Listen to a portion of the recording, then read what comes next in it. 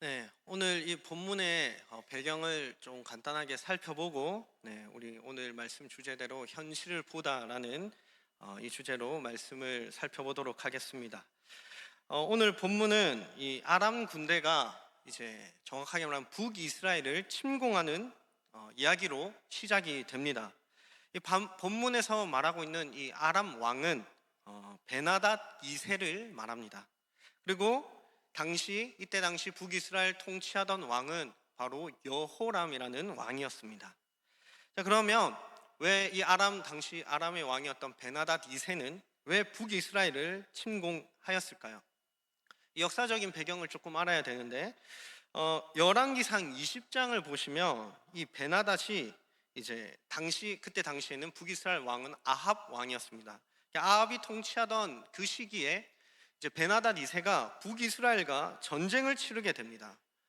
두 번의 전쟁을 치르는데 첫 번째 전쟁은 이제 베나닷이 완패하게 됩니다. 그리고 이제 이 베나닷은 또 포기하지 않고 그 아합이 이끌던 북이스라엘과 두 번째 전투를 치르는데 그때도 베나닷이 패배하게 되죠. 그래서 베나닷은 항복하고 조약을 맺으면서 이제 패배하게 됩니다. 아합에게 계속된 패배를 경험한 이 베나닷은 이제 아합이 통치하는 기간 동안 이 북이스라엘을 건들지 못했겠죠. 당연히 계속 붙으면 지니까. 그래서 건들지 않았습니다. 그런데 이제 오늘 이 본문에서 보니 아합 왕이 죽었습니다. 그리고 아합 왕이 죽고 그의 아들 아하시아가 또 2년 동안 통치하는데 그 아하시아도 2년 동안 통치하다가 죽고 아합의 다른 아들이었던 바로 요호람이 이제 이 북이스라엘을 통치하던 시기였죠. 따라서 베나닷 2세는 이제 이때가 북이스라엘을 내가 점령하기에 적절한 시기구나라고 생각했을지 모릅니다. 왜냐하면 이 아합 시절과는 다르게 이제 지금 북이스라엘이 여호람의 통치 아래서 정치적으로나 군사적으로나 경제적으로 약화되기 시작하는 그런 상태였기 때문에 그렇습니다. 그래서 이제 이 시점에 북이스라엘 향한 복수를 할 수 있겠다라고 이 베나닷이 생각을 했던 것이죠. 그래서 그는 다시 한번 이 이스라엘을 어떻게 침공해서 무너뜨릴까, 그것을 이제 생각을 하고 오늘 본문에서 그것을 실행하는 그 장면으로 시작되는 것이라고 할 수 있습니다. 그래서 오늘 본문 8절을 보시면 이 베나닷이 자신의 부하들과 의논을 하고 있습니다. 여기서 이제 8절을 보시면 의논하다, 자신의 친복들 부하들과 의논하다라고 할 때 이 단어는 계획하다 혹은 고안하다라는 단어로 이렇게 번역을 할 수도 있습니다. 이 단어를 통해서 알 수 있는 것은 이 베나닷과 그 부하들의 의논은 단순한 대화가 아니라 군사적인 전략을 세우는 비밀 작전 회의였다라는 것을 이 단어를 통해서 알 수 있는 것이죠. 그렇다면 이 베나닷이 이 이스라엘을 무너뜨릴 이 놀라운 작전, 비밀 작전은 무엇이었을까요? 본문을 보시면 아무데 진을 치자라는 겁니다. 이 진을 친다는 것은 무슨 말이냐면 군대를 배치한다는 의미입니다. 아무데는 오늘날로 치면 여기저기라고 번역할 수도 있습니다. 그러니까 이들의 전략은 뭐냐? 여기저기 군대를 배치하는 겁니다. 그런데 당연히 눈에 띄게 배치하는 것이 아니라 매복 작전인 겁니다. 몰래 숨어서 이제 이스라엘 왕이 지나가는 도로와 뭐 중심지 거기에 몰래 숨어서 지나갈 때 이제 이스라엘 왕을 처리하는 그런 급습 전략이었죠. 그런데 문제는 무엇이냐? 이 작전이 비밀 회의였고 비밀 작전이었음에도 불구하고 이 작전이 계속 실패한다는 겁니다. 그래서 이 여호람 왕은 이상하게도 이 아람의 작전을 뭔가 다 안다는 듯이 교묘하게 다 피해가죠. 그래서 이 아람 왕 베나닷은 상식적으로 생각해 보니 이거 비밀 작전 외인데 어떻게 저 여호람 왕이 다 알고 도망치는 걸까 생각을 해보니까 이성적으로 판단 내리면 뭐밖에 없습니까? 우리 안에 스파이가 있다, 내통하는 자가 있다 라고 판단을 한 겁니다. 그래서 이제 부하들을 불러 모으죠. 야, 너희들 중에 누가 이스라엘 왕이랑 내통하냐, 솔직하게 말해라, 뭐 이런 식으로 이제 찾고 있는 거였습니다. 그런데 그때 이제 한 부하가 이렇게 말하죠. 우리 가운데 스파이가 있는 것이 아니라 저 북이스라엘에 엘리사라는 선지자가 있는데 그 선지자가 어떤 방법인지 모르겠지만 우리의 작전 회의, 우리가 하는 이야기를 다 알고 그걸 이스라엘 왕에게 말해서 우리 작전이 계속 실패하는 겁니다 라고 이렇게 보고를 했죠. 그러니까 이제 이 베나닷이 어떻게 합니까? 그러면 그 엘리사 어딨냐? 도단에 있다고 이제 이야기를 하니 잡으러 가자 해가지고 이제 군대 병거 말을 끌고, 다시 말해서 정예 부대를 끌고 엘리사를 잡으러 갑니다. 그래서 이제 밤에 그 엘리사가 있는 성읍을 둘러싸고, 아침에 일어나 보니 그 엘리사와 엘리사의 제자가 아침에 일어나 보니 이제 이 제자가 확인을 했는데 아람 정예 군대가 이 성읍을 둘러싸고 있는 겁니다. 그러자 이제 이 엘리사의 제자는 당연히 마음이 어떻습니까? 이제 큰일 났다. 두려웠죠. 그래서 이제 엘리사에게 지금 아람 정예 군대가 우리를 잡으려고 이 성읍을 둘러쌌습니다. 이제 어떻게 해야 됩니까? 라고 하자 엘리사가 어떻게 합니까? 그 제자를 위해서 기도를 합니다. 기도를 하니까 영적인 눈이 딱 떠지면서 지금 산을 둘러싸고 있는 하나님의 불말과 불병거들이 엘리사를 둘러싸고 있는 것을 이제 보게 되죠. 이것이 바로 오늘 본문의 줄거리 그리고 역사적인 배경의 내용입니다. 저는 오늘 이 본문의 이야기를 통해서 베나닷 2세와 그리고 엘리사의 제자가 바라보고 있는 현실이 무엇이었는지를 이야기하고자 합니다. 그들이 바라보는 현실은 무엇이었는가? 베나닷은 현실을 자신의 힘으로 통제할 수 있다라고 생각을 했습니다. 그리고 엘리사의 제자는 어떤 현실을 보았는가? 현실의 문제를 보게 된 거죠. 그래서 그 문제 앞에서 이 제자는 좌절합니다. 이게 이들이 바라보던 현실이었습니다. 그러면 먼저 이 베나닷 2세가 바라보고 있는 현실의 문제, 현실이 무엇이었는가? 그거를 먼저 살펴보겠습니다. 앞서 이 베나닷 2세는 말씀드렸지만 아합 왕 때 북이스라엘과의 두 번의 전투가 있었는데 다 패배했죠. 그런데 이제 이 눈에 가시거리가 같았던 이 아합이 죽었습니다. 그러니까 이제 아합이 죽었으니 기회다라고 생각했던 거죠. 아합 때와는 다르게 이 여호람의 치하에서는 이제 군사력이든 정치적인 부분이든 여러 가지 부분으로 많이 약화되고 있었던 상태입니다. 그는 이제 베나닷은 이번에 우리가 이제 북이스라엘을 점령할 수 있겠다, 복수할 수 있겠다라는 꿈에 부풀어 있었겠죠. 그래서 이게 베나닷은 이제 그 북이스라엘을 침공해서 내가 가지고 있던 이 욕망을 드디어 이룰 수 있는 시기다라고 생각했죠. 사실 이게 바로 베나닷 2세가 바라보고 있던 현실이었습니다. 그래서 그는 어떻게 합니까? 자신의 군사력과 힘을 사용해서 북이스라엘을 점령하려고 했습니다. 힘을 통해, 다시 말해서 베나닷은 힘을 통해서 자신의 현실들을 통제하려 했던 것이죠. 그래서 이렇게 현실을 통제해서 자신이 원하는 그 욕망을 이루려고 했던 겁니다. 그래서 그는 이스라엘 왕이 자주 다니는 도로와 통로에 군사들을 배치시켰죠. 자기의 힘을 사용한 겁니다. 이 작전이면 자신이 원하는 결과를 이루어낼 수 있을 거라고 생각했던 것이죠. 그런데 안타깝게도 그가 맞이한 현실은 무엇이었습니까? 계속되는 전략의 실패였습니다. 그는 자신의 뜻대로 되지 않는 현실 앞에서 무엇을 느끼기 시작하냐면 두려움을 느끼기 시작합니다. 본문 11절 우리 함께 읽어보겠습니다. 시작. 이러므로 아람 왕의 마음이 불안하여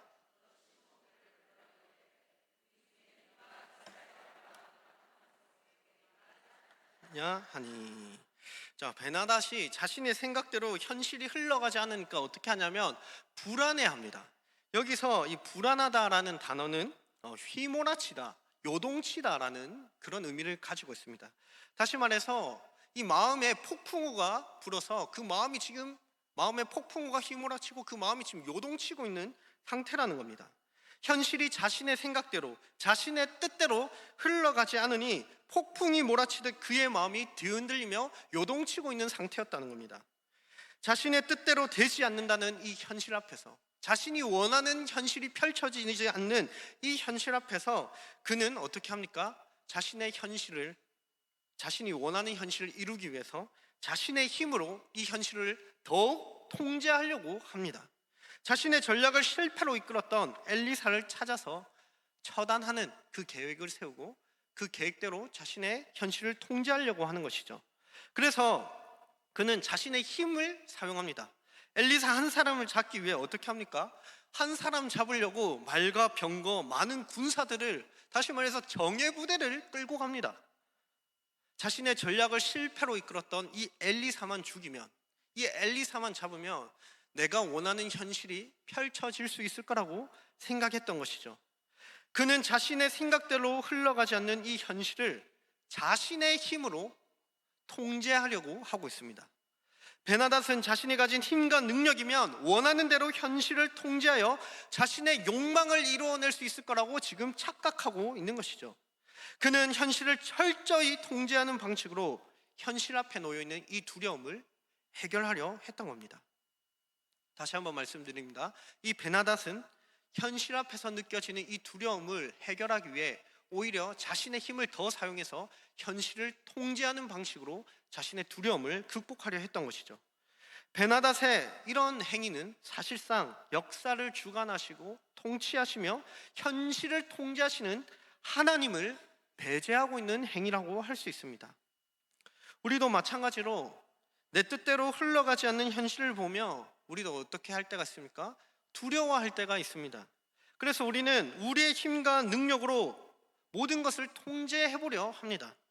하나님을 배제하고 자신의 경험, 자신의 생각, 힘, 능력, 지혜를 의지해서 자신이 원하는 현실, 하나님과 상관없는 자신의 욕망을 이루기 위해서 이 현실들을 어떻게든 자신의 힘으로 통제해보려 하는 것이 또 우리의 모습이기도 합니다. 그러나 우리가 알아야 할 사실이 있습니다. 우리가 이 본문을 계속 읽어보면, 뒤에 본문도 읽어보시면 아시겠지만 베나닷이 원하는 현실이 이루어지지 않습니다. 그가 원하는 대로 현실이 통제되지 않는 것을 볼 수 있습니다. 우리는 이 본문을 통해서 무엇을 알 수 있습니까?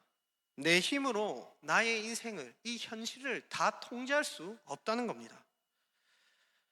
왜 이렇게 우리는 이 현실을 내 힘으로 통제하려 할까요? 그 이유는 무엇이냐면 나의 인생의 주인은 나라고 착각하기 때문에 그렇습니다. 인생의 주인은 자신이라고 생각하기 때문에 현실을 내가 다 통제할 수 있다고 우리는 착각하는 겁니다.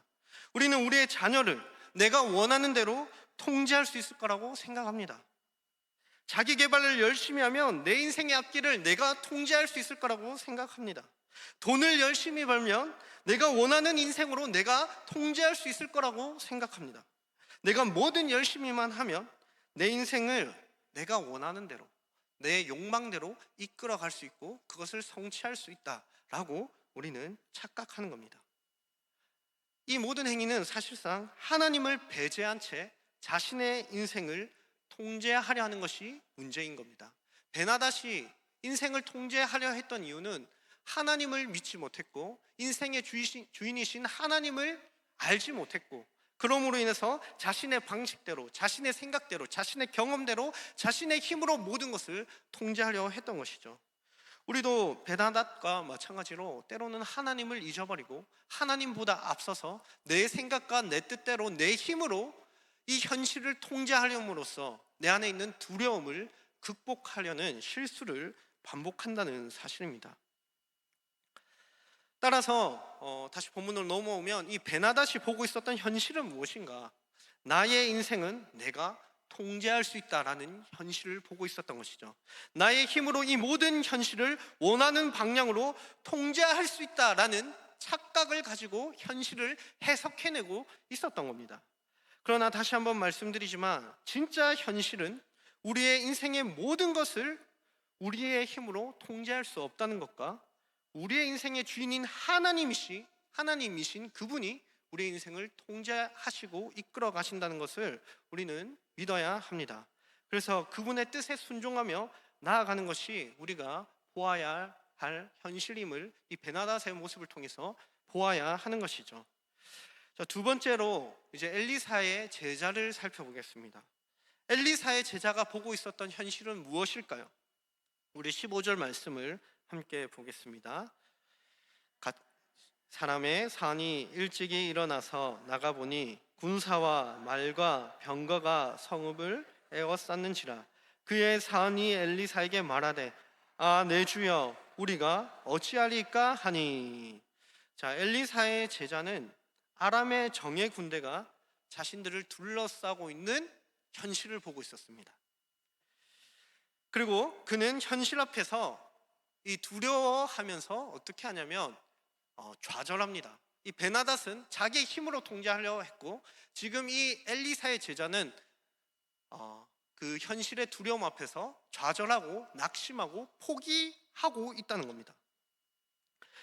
그는 현실 앞에서 두려워하며 좌절하고 있죠. 엘리사의 제자가 보고 있는 현실은 무엇이냐면 당장 눈앞에 보이는 이 삶의 문제였던 겁니다. 그게 너무 크게 보였던 것이죠. 이게 엘리사의 제자가 보고 있는 현실이었습니다. 엘리사의 제자는 현실을 보고 엘리사에게 이렇게 말하죠. 우리가 어찌하리까? 라고 말하고 있습니다. 이 말이 어떤 의미냐? 우리가 어떻게 해야 됩니까? 라는 말은 사실은 어떤 말이냐면 우리는 이제 끝장났습니다. 엘리사 선지자님, 우리 이제 끝장났습니다. 우리 두 명이서 어떻게 저 아람 정예 군대를 이길 수 있습니까? 이제 우리는 어떻게 할 방도가 없습니다. 우리 인생 끝장났고 이제 우린 여기서 죽게 되었습니다. 라고 말하고 있는 겁니다. 엘리사의 제자는 이 현실의 문제 앞에서 좌절하고 낭망하고 있는 것이죠. 이것이 엘리사의 제자가 보고 있었던 현실이었습니다. 우리는 어떻습니까? 인생을 살아가다 보면 우리도 삶의 문제들을 만나게 됩니다. 아람 군대와 같이 어떻게 할 수 없는 상황을 맞이할 때가 있습니다. 자녀의 문제, 결혼의 문제, 취업의 문제, 건강의 문제, 영적인 문제, 여러 가지 문제들을 경험하게 되죠. 때로는 그 문제들이 나의 힘으로 해결할 수 없을 만큼 너무나 크고 버겁게 느껴질 때가 있습니다. 그리고 그것이 나의 현실이구나 라고 생각하면서 그 큰 현실 앞에서 좌절하게 되는 것이죠. 이것이 바로 엘리사의 제자가 경험하고 있는 현실이었습니다.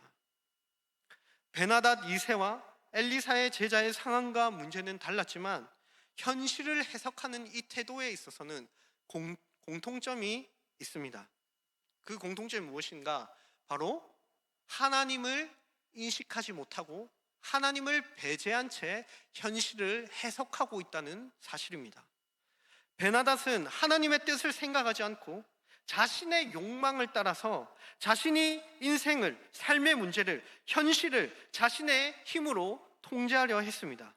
하나님이 인생의 주인이시며 현실을 통제하시고 주관하시는 분이라는 것을 알지 못했기 때문에 자신의 힘으로 하나님의 뜻을 생각하지 않고 하나님을 생각하지 않고 자신의 욕망을 이루는 일에 자신의 현실을 통제할 수 있다고 생각했던 것이죠. 이런 측면에서 베나닷은 하나님을 배제하고 이 현실을 생각하고 있는 겁니다.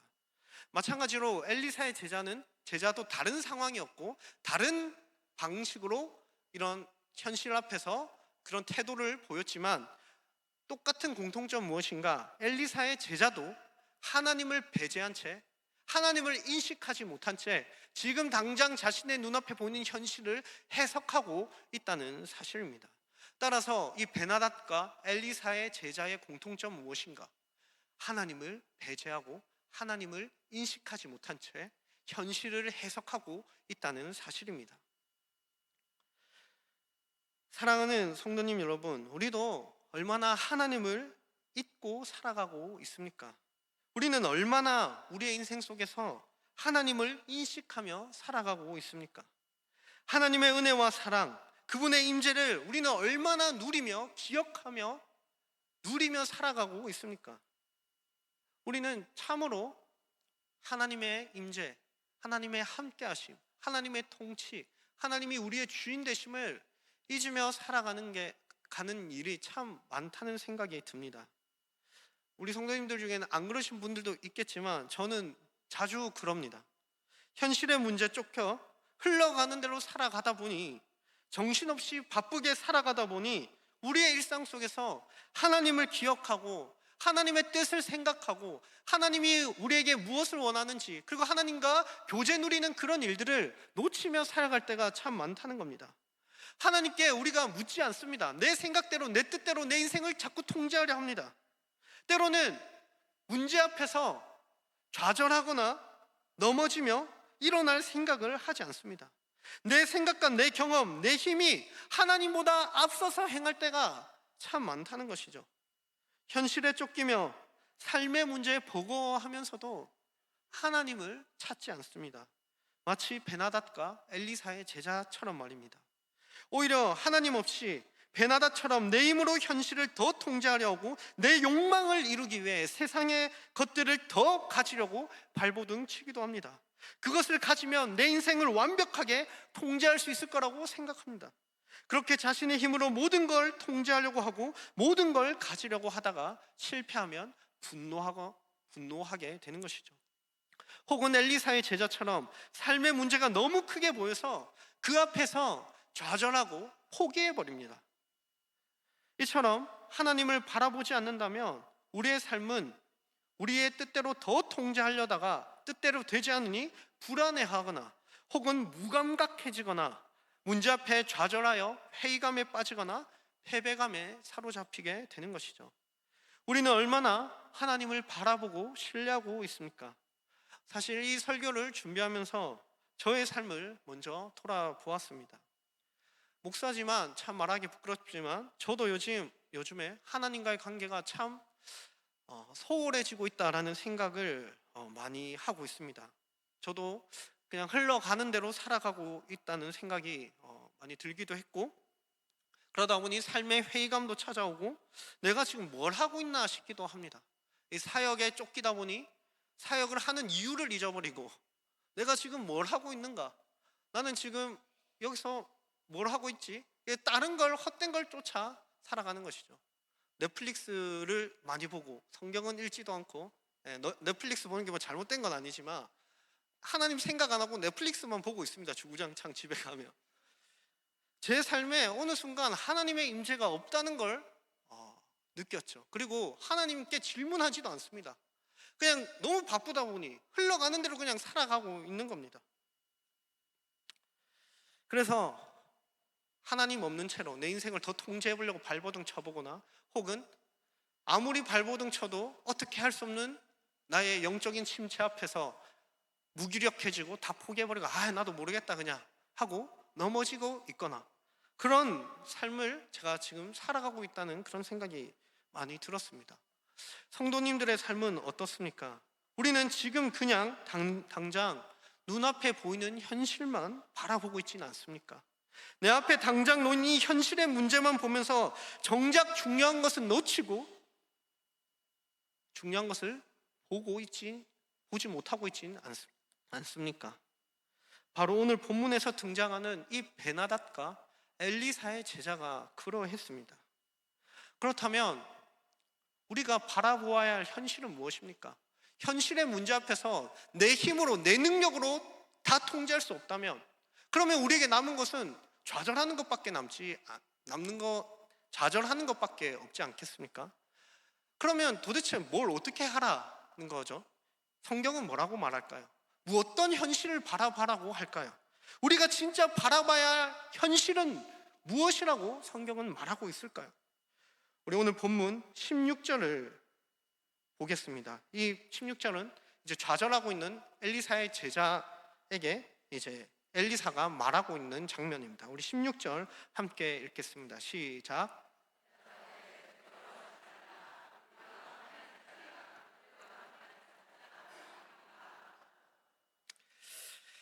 아람 군대를 보고 좌절하며 두려워하고 있는 제자에게 엘리사가 놀라운 말을 하고 있습니다.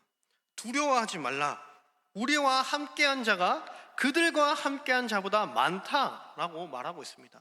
아까도 말했지만 이 엘리사와 엘리사의 제자를 둘러싸고 있는 이 아람 군대는 정예 부대입니다. 다름 아닌 그 강대국 아람 군대죠. 근데 지금 엘리사가 뭐라고 말하고 있죠? 저 아람의 정예 군대보다 우리를 둘러싸고 있는 자들이 훨씬 많다라고 말을 하고 있는 겁니다. 그러니까 엘리사가 이제 지금 너무나 큰 위기 앞에서 정신이 나간 걸까요? 제대로 된 현실을 지금 분간하지 못하고 이성적으로 판단을 내리지 못하고 있는 걸까요? 그게 아니겠죠. 우리 17절 한번 함께 보겠습니다. 17절 같이 읽겠습니다. 기도하여 이르되 여호와여 원한건대 그의 눈을 열어서 보게 하옵소서 하니 여호와께서 그 청년의 눈을 여심해 그가 보니 불말과 불병거가 산에 가득하여 엘리사를 둘렀더라. 엘리사가 제자를 위해 기도합니다. 그의 눈을 열어달라고 기도하죠. 그리고 여호와께서 이 제자의 눈을 열어주십니다. 영적인 눈이 열리니까 그 앞에 아람 군대가 보이는 것이 아니라 이 모든 걸 둘러싸고 있는 무엇을 보게 됩니까? 불말과 불병거를 보게 되는 겁니다. 다시 말해 하나님의 천군 천사가 엘리사와 자신을 둘러싸서 지키고 보호하고 있는 것을 보게 된 것이죠. 오늘 이 이야기가 우리에게 주는 메시지가 무엇일까요? 그 메시지는 바로 우리가 보아야 할 진짜 현실이 있다는 겁니다. 엘리사의 제자는 진짜 현실을 보지 못했습니다. 당장 눈앞에 있는 문제가 현실로 보였던 것이죠. 이것이 바로 우리의 모습입니다. 당장 눈앞에 있는 문제, 삶의 문제, 지금 내 앞에 놓여진 상황이 진짜 현실로 우리는 보이는 것이죠. 물론 그게 진짜 현실이 맞습니다. 진짜 현실이긴 하죠. 그러나 그 너머로 진짜 현실이 있다는 겁니다. 이 현실은 영적인 눈을 뜰 때 볼 수 있는 진짜 현실이라는 겁니다. 엘리사의 제자가 지금 보게 된 새로운 현실, 진짜 현실은 무엇입니까? 그 전에는 지금 당장 눈앞에 있는 아람 군대가 자신을 둘러싼 그 현실을, 삶의 문제, 그 커다란 삶의 문제를 보고 있었다면 이제는 그 막막한 현실을 넘어서 진짜 현실을 보게 된 것입니다. 그 현실은 무엇입니까? 하나님이 이끄시는 천군 천사, 하나님의 불말과 불병거들을 보는 겁니다. 이들과 함께하는 천군 천사들을 보고 있는 것이죠. 다시 말해서 이제 엘리사의 제자가 보게 되는 진짜 현실은 무엇인가? 하나님이 함께하시고 지키시고 보호하시고 인도하신다는 그 진짜 현실을 영적인 눈을 떠서야 비로소 보게 된 것입니다. 영적인 눈이 가리우니 그 현실을 보지 못하고 있었던 것이죠. 그러나 엘리사가 기도하자 그의 영적인 눈이 뜨여지게 되고 비로소 진짜 현실을 볼 수 있게 된 것입니다. 사랑하는 우리 성도님 여러분, 우리에게 놓여진 현실은 무엇입니까? 지금 어떤 현실을 바라보고 있으십니까? 어떤 삶의 문제 앞에 놓여져 있으십니까? 어떤 현실을 보고 있는지 모르겠지만 오늘 말씀을 통해 우리 성도님들에게 제가 말씀드리고 싶은 것은 우리에게 주어진 진짜 현실이 있다는 사실입니다. 그것은 하나님이 우리의 아버지가 되신다는 것, 우리의 길을 그분이 인도하신다는 것, 그분이 우리의 삶의 주인이 되어주시고 우리의 인생을 통제하시고 통치하여 주신다는 것, 우리로 하여금 죄로부터 돌이키게 하시고 거룩한 하나님의 백성으로 만들어 가신다는 것, 하나님이 우리를 절대 버리지 않는다는 것, 하나님이 오늘도 우리를 사랑으로 지키시고 인도하시고 함께 하신다는 것, 이것이 우리에게 놓여진 진짜 현실이라는 겁니다. 우리가 이 현실을 바라보게 될 때 문제 앞에서도 함께 하시는 하나님이 계시기에 우리가 용기를 가지고 살아갈 수 있게 되는 겁니다. 다시 살아갈 힘을 얻을 수 있는 겁니다. 무엇보다도 하나님이 우리의 인생을 통제한다는 것을 보기에, 내 인생의 주도권은 나에게 있는 것이 아니라 하나님께 있음을 알기에, 더 이상 내 인생의 주인은 내가 아니라 하나님이란 것을 알기에 비로소 나의 주도권을 하나님께 기쁨으로 내어드리며 그분이 신실하게 인도하는 그 길을 신뢰하며 살아갈 수 있게 되는 것이죠. 그래서 우리는 현실 앞의 문제에서 좌절하지 않을 수 있고, 현실의 문제 앞에서 내 힘으로, 내 능력으로, 내 경험으로 통제하려는 나의 욕망대로 이끌어가는 그 인생으로부터 우리는 해방되고 구원받을 수 있는 것입니다. 그렇게 하나님을 신뢰하며 믿음으로 한 걸음씩 내딛게 되는 것이죠. 그렇다면 우리는 어떻게 하나님이 우리의 주인이 되시고 함께 하시고 이끌어 가신다는 이 영광스러운 현실을 볼 수 있게 되었습니까? 오늘 본문에서 엘리사가 제자의 영적인 눈을 뜨게 하여 진짜 현실을 보게 한 것처럼 우리의 영적인 눈을 여시고 새로운 현실을 보게 하시는 더 위대한 엘리사가 우리 가운데 계시기 때문에 우리는 진짜 현실을 볼 수 있게 되었습니다. 본래 우리가 바라보던 현실은 무엇입니까? 우리 앞에 놓여진 진짜 현실이 무엇이었습니까? 죄와 사망의 권세 아래서 종노릇하며 자기 중심적으로 이기적으로 내 인생의 주인은 나라고 착각하면서 영원한 죽음을 향해 나아가던 것이 우리의 현실이지 않았습니까? 그렇게 하나님 없이 내 인생을 내 힘으로 통제하려 했고, 혹은 하나님이 없으니 인생의 문제 앞에서 좌절만 하면서 회의감과 후회 속에서 어둠과 미련 속에서 살아가던 것이 우리의 현실이지 않았습니까? 그렇게 나도 모르게 어둠과 절망에 젖어들며 이기적이고 자기중심적이고 회의적이고 냉담하게 나만 생각하며 살아가던 것이 우리의 현실이지 않았습니까? 그런데 그런 현실 속에 예수님께서 들어오셨고 십자가에서 죽으시고 부활하심으로 말미암아 우리를 죄와 사망의 권세로부터 해방시키시고 하나님 앞에 의롭다 여김 받게 하시고 자녀가 되게 하심으로 우리의 감겨진 영적인 눈을 뜨게 하셨습니다. 그렇게 우리는 우리와 함께 하시는 하나님을 그리스도를 통하여 비로소 볼 수 있게 된 것이죠. 예수님은 우리로 하여금 새로운 현실을 볼 수 있도록 다음과 같이 기도하였습니다. 우리 요한복음 17장 26절입니다. 제가 읽겠습니다. 내가 아버지의 이름을 그들에게 알게 하였고 또 알게 하리니 이는 나를 사랑하신 사랑이 그들 안에 있고 나도 그들 안에 있게 하려 함이니이다. 예수님은 지금 제자들과 그리고 앞으로 믿고 거듭날 자신의 백성들을 위해서 기도하고 계십니다. 이 기도의 핵심은 무엇이냐면, 우리 예수님은 영원전부터 성부이신 하나님의 사랑을 받던 성자 하나님이셨습니다.